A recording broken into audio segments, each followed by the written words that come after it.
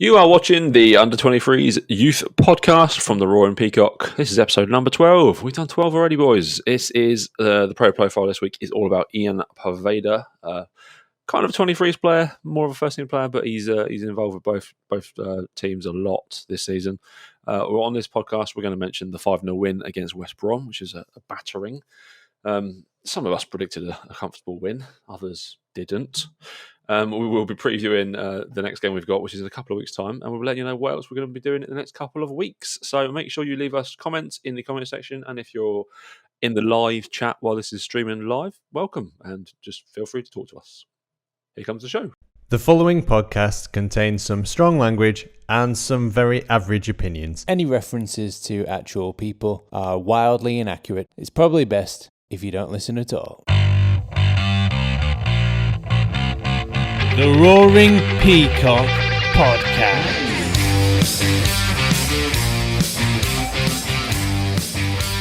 Hello and welcome back to the Roaring Peacock Youth Podcast, episode number 12. This is the Ian Poveda special, but amongst other things, we might talk about the 5-0 victory that you had this week, lads. I'm your host, Ross, and with me, as ever, is Rob. Hello. And May. Hello. Welcome, boys. Welcome. We are so close now. We are within one victory of being champions and getting promoted to the Division 1 up with the big boys, the big boys. So close. Annoyingly, we got 3 weeks to wait until we play a game. But yeah, we will get into that later in the show. We'll also talk about Ian Poveda. And we're going to start, as we always do, with our match review. We won 5-0. Joe Gelhardt with a hat-trick, a couple of penalties in there. Little Jimmy Somerville with another goal, and an absolutely wondrous free kick from Sam Greenwood. Rob, what did you think to this? Well, first of all, apologies for predicting the 1-1 draw. First time I don't predict a win for the under-23s, and they produce probably the most complete and professional performance of the season, really. It was absolutely outstanding. The Gelhardt hat-trick, as you've mentioned. Somerville was sublime with assists and his running. The collective efforts of the whole team, I thought were also, beyond reproach. Every single player to a man put in a shift and had their own bits of flair or their own potential to be on a highlights reel or get spoken about. I think obviously rightly so it will be the hat-trick and also the outstanding free kick that get the mention, but all the squad start to finish, including the subs that came on, played with gusto and prevalence.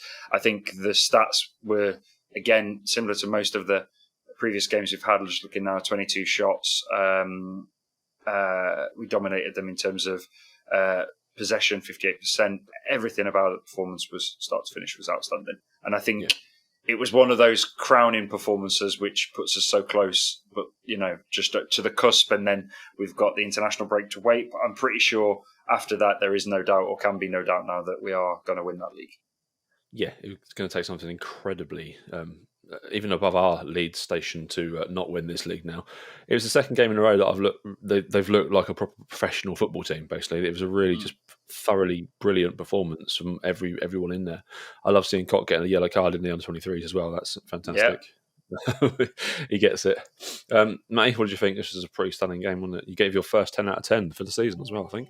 Yeah, I did, yeah. I mean, I put this in the article, and a lot of journalists say there's no such thing as a 10 out of 10, but really don't see what Gelhardt could have done any better, to be honest. His passing was good. Obviously played Somerville in a couple of times, and one of them to win the penalty.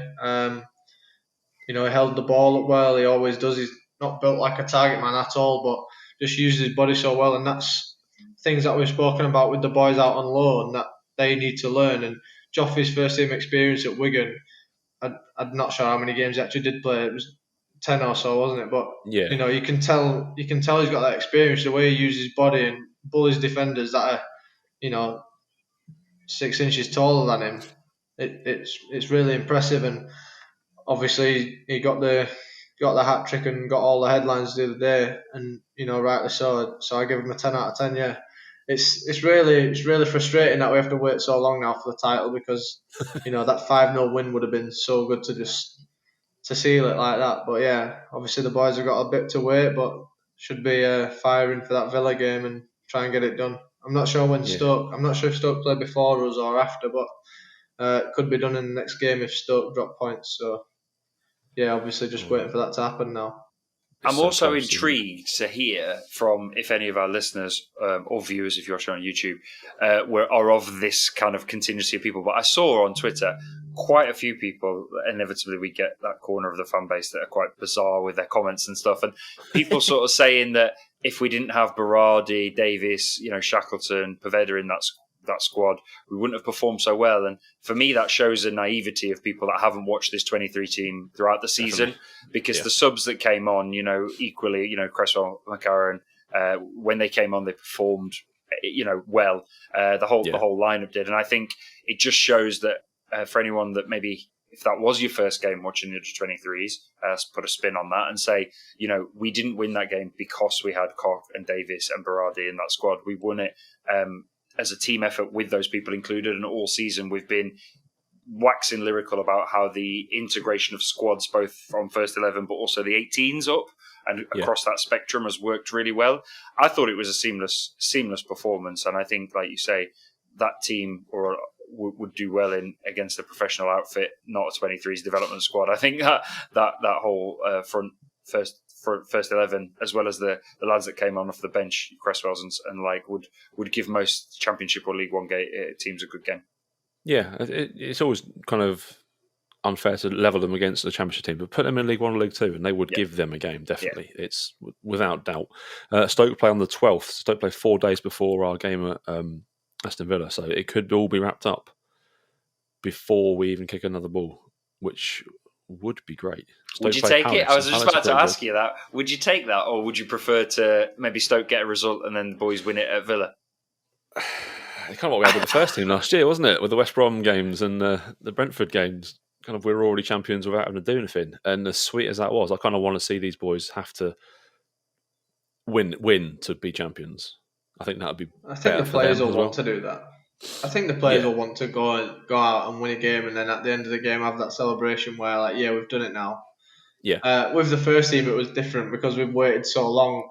We just wanted the promotion, signed and sealed as soon as possible, no matter how it came. So that's different. But I would like you say, Ross, I would like to see the boys have to win and go and earn it, and then celebrate after Villa. Yeah. Well, half of these kids aren't old enough to drink after if Stoke lose anyway, so they can't have sort of day off against Derby, can they? It'll just be Barry drinking by himself in the dressing room. Telling stories like a man around the fire. You mentioned Gelhardt, and obviously all the praise goes to him. The comparisons before we signed him were to Wayne Rooney, and he looked just like Rooney yesterday, didn't he? He was just a player playing at a level. He's a level above what he's playing currently. He should be in that first team mix, and he should be getting some game time, really, with kind of Bamford struggling with injuries and Roberts not firing. He should be in that mix of kind of one of the first three strikers almost. Yeah, I think you got to think that for the run into the season, I think once the April mud-like fixtures of City and then Manchester United and Liverpool are out the way, I think that we'll probably see, as he looks to experiment with the potential ingoings and outgoings of summer, I would expect Leif Davis, I would expect Shackleton, I would expect Somerville, and I would expect probably Joffe to be in the first to get some Premier League minutes for under their belt. I think that would be a good stepping stone and a good chance for Bielsa to have a look at them properly in a Premier League fixture once we're mathematically safe, to see what we're going to need to tinker with in the summer, because we've got that to discuss as well, haven't we? Yeah, our final 5 games, we've got Brighton, Spurs, Burnley, Saints and West Brom. I mean, there's ample time there to blood some of these youngsters in there. Maybe even throw them in against City and Liverpool, because Liverpool aren't the greatest shakes in a minute, and City have got eyes on 4 other different competitions, so you never know. But yeah, I think once we're mathematically safe, which we should be once we beat Sheffield United, I'm not even considering dropping any points to them. They're awful. Paul Heckingbottom's in charge, so we better not lose any points to them. Sorry to interrupt, did you see that Pep said as well, what Pep's comment today in the press was that we are the worst team that he could have imagined to play either side of the quarterfinal, the Champions League games that he's got, because they play us in the middle of them, don't they? It's incredible. He's got their lineup is they got Leicester, then they play Dortmund, then they play us, then they play Dortmund again. And he said that he would, out of all the teams he could have played from the Premier League in between the Dortmund fixtures, he did not want it to be Leeds, and it's Leeds. Erling Haaland, Patrick Bamford. It's the same thing, really. Got a chance to go and take something off them then. Yeah, definitely. They're going to have eyes that'd be great. elsewhere. Yeah, they've got a game Yeah, that'd against be Chelsea great. in the FA Cup semis after that other Dortmund game as well. So, yeah, there's something there. But yeah, for the under 23s, it's kind of not in their hands if Stoke lose. But yeah, I want them to go and win. And the performance yesterday was fantastic. The movement for that second penalty, was it? The little 1-2 into the box? Yeah, between ridiculous. Joe and Sam Greenwood. Jenkins played the pass back to him. Jenkins. Yeah, ridiculous. It just didn't look on. You know, you're watching it on the telly, and the pass just didn't look on. Just weighted it absolutely perfectly, slotted it through, and then you thought Joffrey was going to shoot, and he just takes one more touch, takes the defender out of the game, and gets fouled. Just ridiculous. They were so good. Jenkins is one that I wanted to mention. Actually, I thought he always just goes about his business, you know, pretty quietly. Yeah. But never ever puts a foot wrong. There was one in the first half that springs to mind. They were on a bit of a counter, and he ended up as the last man back. Just got in, made an interception, brought the ball forward. Just no fuss ever. Never tries anything extravagant. Never the centre of the show, and that's never a bad thing. Just goes about his business quietly, and is a top player. He doesn't been panic. Very good. There's no panic in him. There's no stress. Even in high pressure situations going forward in the final third, he always tries to stay level headed. And I think it's like you say, he's a young professional. He's a young lad in 18 and quite a good footballing IQ on him, which we speak about a lot for this team. Yeah, there's a lot of them that have got really high IQ. That Greenwood free kick, that was pretty special, wasn't it? Ridiculous. I mean, it's a shoo-in for goal of the season, isn't it? I mean, I think it is, yeah. Straight off the bat, it's goal of the season. And you see Joffrey's reaction? Yeah. So good. That was my reaction, to be honest. Yeah. With a lot of swearing in there as well. Just like, I couldn't believe what I'd seen. Again, it just didn't look on. You just think it's too far out. It's so far out. Yeah, it's ridiculous. And he's hit it on the keeper's side as well. Yeah. It's just so far in the top corner. I would have loved to have been able to see a different angle of it, you know, from a camera angle to see the movement. There must have been some, like, kicking I think someone on Twitter compared it to kicking one of them flyaway balls on West Beach in a windy day. This has gone out. I'm glad you called it a flyaway, because that opens up a whole new debate, doesn't it? People call it different names, but yeah, it's a flyaway. It's a flyaway, surely. It's a flyaway. Drop it in the comments if you call it something different. You're wrong. Ross might be different. Ross might be different from way down south. I know I'm a northerner that's been transplanted myself. I spent many a summer on Skeggy Beach. And, kicking a flyaway. Losing footballs. Yeah. It is a flyaway. It is, yeah. So there we go then. That's a 5-0 victory. It's comfortable, coming off the back of a good win against Newcastle as well. It's set up nicely for the final couple of games. We've got a Villa game in a couple of weeks' time. We'll mention that in a bit. He played a part yesterday, Ian Poveda. He was... not kind of as involved as he has been previously for the under-23s. He was in the game and he got an assist for Somerville's goal, and he was around. He was busy, but I don't think he was quite as influential as some other players yesterday. But he's our player profile this week. Matty, you've done some digging into his background. Yeah, well, he's got a very very interesting background, Poveda. A mental youth career: Arsenal, Chelsea, Barcelona, Brentford, Man City, before coming to Leeds on a free. So, you know, it comes with some pedigree, and you can certainly see his ability. We've seen it in glimpses in the first team. We've seen it in the 23s. He's somebody that I've been quite demanding of. Someone that I regularly say, you know, I think he needs to do more. I thought he played well against West Brom. Got the assist for Somerville's goal. Played a few nice passes. The pass in the first half with his right foot. The switch of play, which I would not have said he had that in his locker on his right foot. But yeah, he's been improving the last couple of weeks. Like I say, I'm quite demanding of him because I think he's shown a lot of good signs even in the first team. And there was a point where I think we said it on here. He's probably above Costa. That seems to not be the case anymore. He had that little knock around February time, Poveda, so that's probably not helped him so much. But yeah, another one that I would expect to be seeing getting regular minutes in the Premier League when we're safe. I mean, I know he plays now, but he should be starting games. He should be looking to start games. Certainly, Harrison's had a little blip, but he was fantastic against Fulham, so it looks like he's back to his best, hopefully. Obviously, Rafinha is not losing his place anytime soon, so No. Poveda's got a lot of work to do, but he's definitely got the ability. So good on the ball, such good feet, so quick.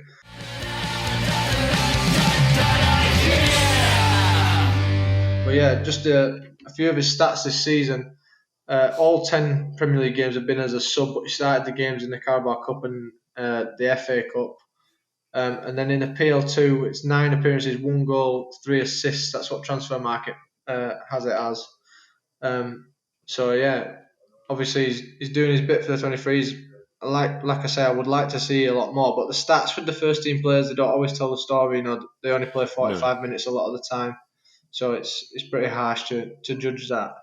But yeah, need to see a bit more from him. But ability is there, absolutely no doubt about it. And he wouldn't have been on Man City's books, Barcelona's books, Arsenal, Chelsea. He wouldn't have been there if we didn't have ability. So we just need to see a little bit more from him and get that player out of him, because there's no doubt on a free transfer it could prove to be an absolute bargain if he just knuckles down and gets a few. Obviously he's relying on minutes, but he needs to earn that himself.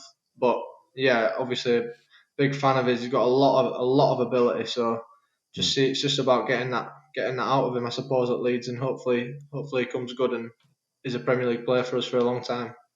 Yeah, when he came off the bench at half time against City, he played a little bit against Sheffield United the week before, but that City performance was really when I kind of stood up and took notice of him, because he was not afraid to take on. I think it's Mendy played for them that day at left back, and saw him to shreds. Yeah, he had Mendy on strings for the whole second half of a man who would have been 20 years old at that point. The confidence of him is sky high, and I suppose that's coming from, you've been at Arsenal, you've been at Chelsea, you've been at City and Barcelona. You're going to be a confident player. You're going to have to be a confident player to kind of get into those places in the first place. But yeah, I'm a bit like you, mate. I think I'm expecting more. Like whenever he comes on in first team games, it's not been a while now. I think the Brighton game was his last appearance. There's a lot of running and a lot of dribbling, but there's not a great deal of end product. And that might be slightly unfair for a man that's 20, 21 years old, but if Bielsa's got his trust in him, and he clearly has, he's in that mix for that other winger position with 2 other players, then yeah, you're going to need to start getting a couple of assists, a couple of goals, maybe something like that. Just it's all very well taken on players and dribbling, but without the assist at the end of it, it's missing something, and I'm hoping that will come with time. I really think it will do as well. No, I totally agree, and I don't want to be too critical of him, but just coming in there and saying, "Oh, we need more from him." It's not a criticism. It's just that he set that expectation for himself with that performance against Man City. He set the bar so high, and I think especially in the 23s games, he needs to show a little bit more with goals and assists. I mean, he's got three. He got one against West Brom, obviously. He needs to start adding more goals, more assists, and he'll be in the first team. Absolutely no doubt about it. We've got a lot of competition in those places. Harrison, Rafinha, Costa. Somerville coming up as well now, and himself. So yeah, he just needs to show it on a consistent basis. He needs to show it a lot in the 23s. Obviously, he needs to keep working hard in training. Obviously, I don't see them train, but he needs to show it. And yeah, all the ability is there. So it's just a matter of consistency and keeping hard working. Maybe he's one of these players that we see go out on loan. I know we're going to discuss this in a couple of weeks, and Rob, you might have something to say on that, but yeah, maybe someone that needs to go out on loan. I think next year, if he stays, Atos doesn't go on loan. I think next year is going to be his kind of make or break year. And I know it sounds daft because he's 21, but I meant in the context of will he start for us? Because you've both covered it. The Man City game put him out there in the window as terms of, right, could he cement his first team place? He played well in that game, very well in that game. And then the injury sort of back end of January, when he was at the fringe of 23's first team bench week in, week out. And then that injury and missing all of February has set him back a bit. But we were talking prior to that injury, like you say, of was he above Costa? Was he, it was Harrison, Rafinha, and then next would be Poveda because he can do both sides. I think he's dropped down that pecking order again now. And I agree with Matty. I think it's because he doesn't have enough end product on display with the 23s. So therefore, you're thinking, right, then you've got to put Acosta in front of him for the first 11 because he is proven at that level. And I think that's what it comes down to. He runs a lot. He's inventive. He's creative with his dribbling. But there isn't, I don't think, an end product. And again, I don't think that's necessarily that there won't be an end product forever. It's just that at the moment, he's not showing that. But I think now you've got Somerville, who is providing assists and scoring regularly. And obviously, he's 2 years his junior. You think unless Poveda shines in his next opportunity in the first 11, probably might need a year out on loan. Potentially, I'm not saying that will happen. If he stays with us, I think that's his key to getting a run in the first team or getting above Costa again in terms of on the bench. Will be to deliver some end product in the 23s games. That's his chance to shine because he's a different level to them. He is a step up, I think, from most of the 23s opposition we face. But then again, as is Somerville, as is Joffrey that we've mentioned. So I like Poveda. I like his trajectory. I like the path that he's on. I think he's got very much a potential to be a first team starting winger for Leeds. But he's just lacking something at the minute, and I'm not sure what it is. It's that decision making. I think sometimes it probably doesn't help his assists. I think sometimes guilty of holding on to the ball too long.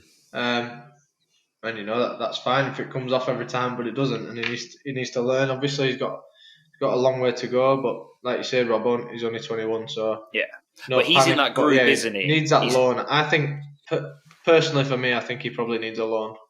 Yeah, he's in that group, isn't he? He's with Leif Davis, him, and then you're looking at Joffrey, for example. I think those three definitely are pretty much on the cusp of are you first 11. Are you getting in when people are injured and booked or coming on in the 60th, 70th minute to give us that extra, dynamic? Or are you going to have to go out on loan for a year and then we'll have a look at what you like, delivering with regular minutes? But his opportunity, you could argue, to get regular minutes does come when he steps down to the 23s. So like you say, I think that would be his platform. But we can't be too critical. It's the 23rd of March and he missed all of Feb. So potentially as we go into April, and we've got fixtures coming thick and fast against some of the big boys, I would like to see him, after we're mathematically safe, get some more minutes to see if he can do it on a Premier League stage in end of April, early May. Yeah, agreed. It's definitely this summer and this next season, it's going to be his do it or it's not going to work at Leeds and you're going to have to find somewhere else to go. But I think Bielsa seems to love him. He put him straight in that squad as soon as he signed, didn't he, last year as well in the Championship. He was straight into the first team on the bench. None of this wait 6 weeks and learn the Bielsa way. He was straight in there. So he's obviously impressed with him. And it's just a case of the end product coming. But he's only 21. He's a year younger than Roberts. And this team is so young. He's a likeable guy as well.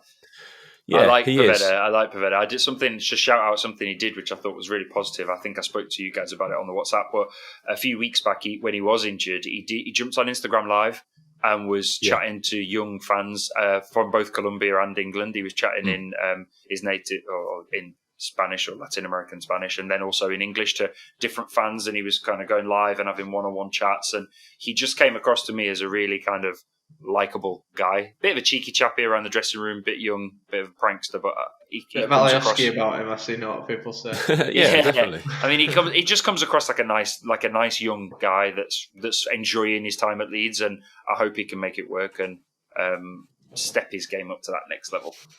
Yeah, we need someone like that around the club, especially if Alioski's leaving, like has been reported. He can kind of take that mantle and be the guy that winds everyone up. He was always funny, those FIFA videos he did at the start of the season, where he's giving everyone their ratings and just laughing at them and stuff like that. Yeah, media dream, I think, by the looks of things. I'm sure that he was salsa dancing with Tyler Roberts, I'm sure, at one point. He brought a speaker into some locker room or training room. It might have been for the 23s, it might have been for the first 11, I don't know, or even just a training. And he was wheeled in this kind of like portable speaker. I don't know what social media platform I saw that on. And he was like Latin salsa dancing around Tyler Roberts with this giant speaker. Give us a demo, Rob. No, I'm all right. I've got a bad hip, Matty. Got a bad hip. We'll save that for the promotion special. We'll have a dance with our guests as well. Leeds United Calypso. Yeah, there you go. We're going to bring it back for the 22 season. So there you go. That is Ian Poveda and his profile. Finally, the lads, we're playing Villa. It's in 3 weeks' time. It's a longer wait for some more under-23s football. I hate international windows. What are we going to do? I don't know. What are we going to do? They're pointless at this stage of the season as well. Nobody wants to go and play for the country today at this point. They just want to get on. What are we going to do? Yeah. Have we still got a fix of youth football if England are playing? Greenwood, Gelhardt, and I think their games have been cancelled. I read. Really? Their tournaments have been cancelled, so they still go with England for a training camp, but they won't play any games for England. I think that happened in the last international break as well. But I think England under-21s will be playing, won't they? So a Three Lions Youth Pod special. Hey, yeah, maybe. Why not? But yeah, we do have some plans. So, Rob, what are we going to do next week? Well, we're thinking about, drop in the comments if you want to see specific articles or items or things you want us to talk about, but we're thinking about doing another update on the Loan Watch. So talking about Robbie Gotts and McCalmert, Bryce Hosanna, some of the lads that are out on loan again. The last time we did that was January. So we'll give you a little update on what's going on with them and try and get some opinions from some rival fans and things about how they're doing out on their loan clubs. Oh, yeah, that'd be good. And then the week after, potentially looking at a bit of a kind of season end, although we've still got to seal the deal yet, but looking at maybe shouting out a few players, getting some feedback on what people think, player of the season, goal of the season, maybe game of the season. And Matty using the LUFC Academy stuff, we could probably put out a few polls and get some interaction from anyone that is listening that wants to join in. That might be quite a fun episode. Yeah, definitely. I think just mention in the comments, what do you want to see? We've got a couple of weeks obviously till the next game, so yeah, if there's anything you want to see from us, and likewise with me, I do some written stuff if you've not seen that over on LUFCAcademyCentral.com. So if there's anything you want to see me write, anything in particular you want covering while we're not watching the 23s for the next couple of weeks, just let us know in the comments. Yeah, maybe you had a previous youth player that you were a big fan of. I was always a big fan of Jamie McMaster, probably before your time, Matty. But maybe we could look back at some former Leeds youth players. And Harpal Singh, do you remember him? Harpal Singh, football manager legend. Yeah, maybe we could have a look at their careers and what happened to them. We've got no actual football to look at. That could be interesting. But yeah, Matty's already shouting out his socials. Do you want to give it one more time, Matty? Where do people find the Twitter and the website and stuff? So the Twitter is at LUFC Academy News and the website is LUFCAcademyCentral.com. There you go. Rob, where can they find you?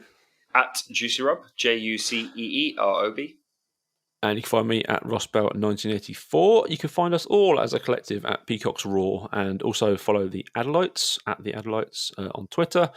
He does a lot of good stuff for us. I say a lot of good stuff, all the good stuff for us. We just come in and talk nonsense and he makes it look great on YouTube for us. So, as always, putting us on furlough. Are we going on furlough for the next 2 weeks? Or what's Rob, you've got the thread, haven't you? Rob, yes, I've started the thread.